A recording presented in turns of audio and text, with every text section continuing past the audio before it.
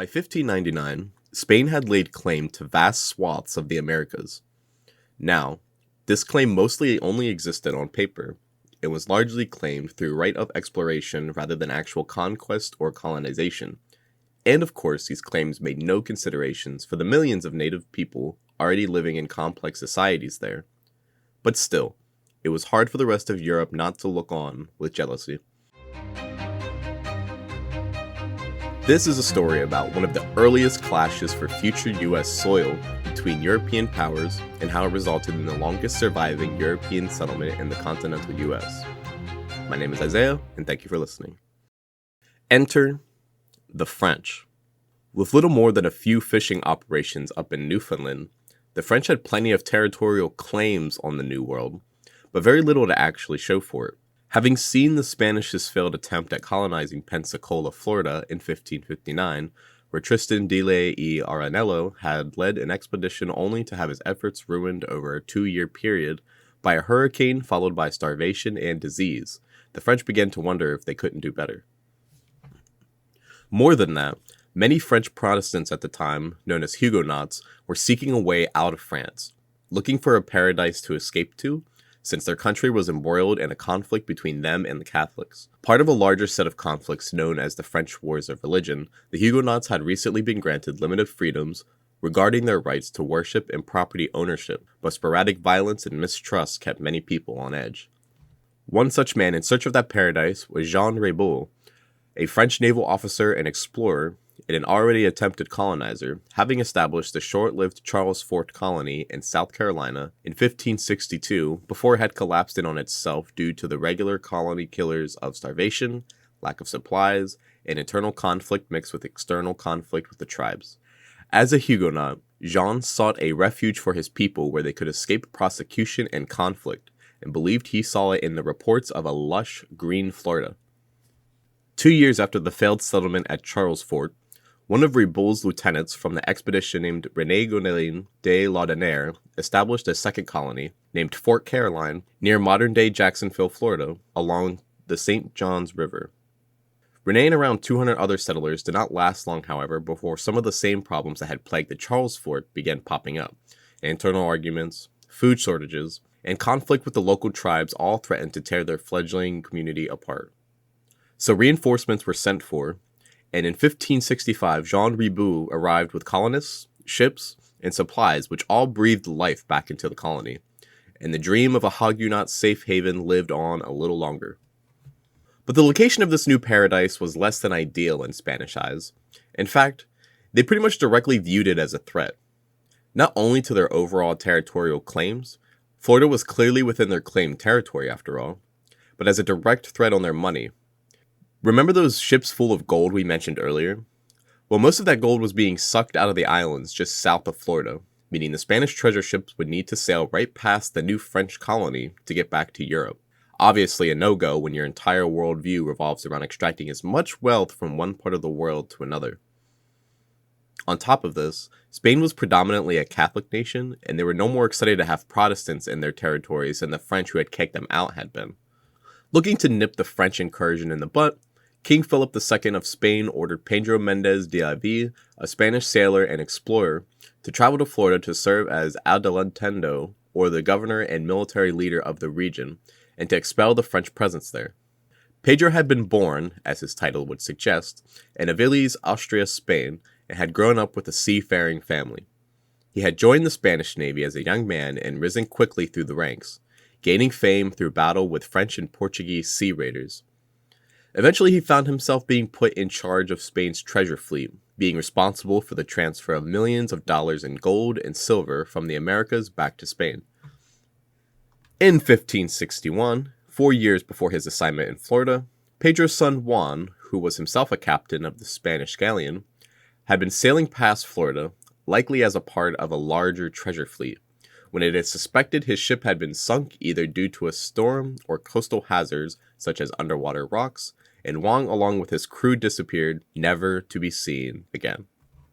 Given the personal tragedy that already had Pedro seeking a chance to learn more about his son's fate, mixed with his undeniable skill and experience as a naval captain, when the French began making territorial advances in 1565, Philip viewed Pedro as the perfect candidate to take control of Florida and drive them out. In June, with around 800 soldiers, sailors, and settlers under his command, Pedro Menendez's fleet set sail from Cadiz after minor delays. By August, they had sighted Florida, just outside of Cape Canaveral, and by September 4th, they had their first encounter with Jean Riboud's forces. Having anticipated Spanish resistance, and having just resupplied themselves with Jean's appearance in the colony, the French chose to make a stand. When Menendez had left Spain, he had been in control of 11 ships, but after rough seas and determined storms, by the time of their arrival in Florida, his fleet had been reduced to only 5. Still a respectable force, but not nearly enough to easily overwhelm the 6 which Riboud had at his command. Instead, the two sides spent the day posturing and making threats. But between the rough seas and equal forces, neither side made to make a decisive move. Eventually, recognizing that the day was going nowhere fast, Menendez made the decision to withdraw, and the next day his fleet sailed about 35 miles further south, finally finding an inlet that he felt made a safe and defensible landing site. Ordering his men to unload the ships and begin construction on a fort, 4 days after their initial encounter with the French, Menendez and his men officially found Saint Augustine, Florida on September 8, 1565. And since the Saint Augustine in Florida today is exactly the same one we're discussing, I'm also happy to say that this is the first time we can invite you to go check out the city we're discussing for yourself. Saint Augustine is, after all, and regardless of what the tour guides in Jamestown will tell you, the longest continually occupied European settlement in the continental United States, having existed for well over 4.5 centuries. The fort was, as mentioned, found along on an inlet which allowed for safe harbor for Spanish ships, and on land was completely surrounded by tidal marshes, rivers, and thick vegetation, all of which served to protect from an overland attack. There was also fresh water from springs and creeks, which would help them if they ever needed to hold off a siege, meaning that their biggest health concern didn't come from the fear of war, but from diseases, mosquitoes, and heat. In another interesting tidbit, following the official founding of the settlement, the story follows that the Spaniards then celebrated a Catholic Mass, the first known large-scale Christian service to occur in what is now the continental United States. Only 2 days after the official founding of Saint Augustine, Jean Riboud decided to attack. Working off of the knowledge that his fleet was larger and better prepared, Riboud made the decision on September 10th, 1565, to sail down from their fort and attack the Spaniards. Whether it was divine punishment or just luck of the draw, later that day and into September 11th, a hurricane rocked the region, driving the French fleet south before finally wrecking the majority of the ships along the coast near present-day Daytona Beach in Cape Canaveral. Hundreds of soldiers, including Jean Riboud himself, were left stranded without much in the way of food, supplies, or weapons. They attempted to regroup and march back to Fort Caroline, where they had left only a skeletal force of about 100, plus many women and children. Menendez, on the other hand, had no intention of waiting for the stranded French forces to regroup.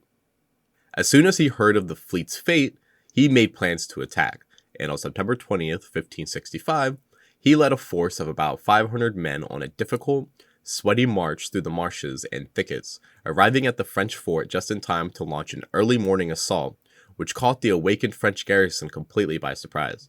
The Spanish quickly overwhelmed the fort's scant defenses, and before long nearly every male defender was dead, with the rest imprisoned. Only 20 or so, including the original founder of the fort, René de Laudonnière, managed to escape into the woods. In the following days and weeks, other French survivors, including those stranded by shipwrecks and Riboud himself, were hunted down and executed, with only a few being spared in the massacre either due to their skills or their religious beliefs, namely, being a Catholic instead of a Protestant may just save your head. Following the battle, or more accurately, following the massacre, the Spanish returned to Saint Augustine where they continued to reinforce and fortify it against both French and native attacks. The local Temuco tribe had been wary, though not hostile, towards the Spanish, and while the two groups did trade sporadically, they still eyed one another with suspicion. That winter would be rough for St. Augustine. The transition from 1565 to 1566 saw starvation and disease run rampant in the settlement. 2 horsemen that had come for so many other failed settlements. In fact, even after the winter had ended, Things were so bad that amidst the starvation and new attacks from the natives, some Spaniards had even relocated to friendly Temuca villages nearby for safety. Only when Menendez himself had returned with supplies and men did they manage to save the failing settlement. Over the next several centuries, Saint Augustine faced French reprisals, native attacks, starvation, storms, and temporary abandonment by its colonists. But each time it bounced back with new settlers and expanding fortifications. This determination to survive, good or bad, happy and healthy, or sick and dying, is one of the reasons St. Augustine has survived into the modern day, when so many other early colonies did not. Thank you for listening to another episode of AAHP. We hope you enjoyed the story. My name is Isaiah Long, and if you enjoyed our podcast, I would like to ask you share it with any other history lovers in your life. We'll be back next month, same time, same place, discussing the famous lost colony of Roanoke, and the first English child born in the New World, Virginia Dare. We hope to see you there.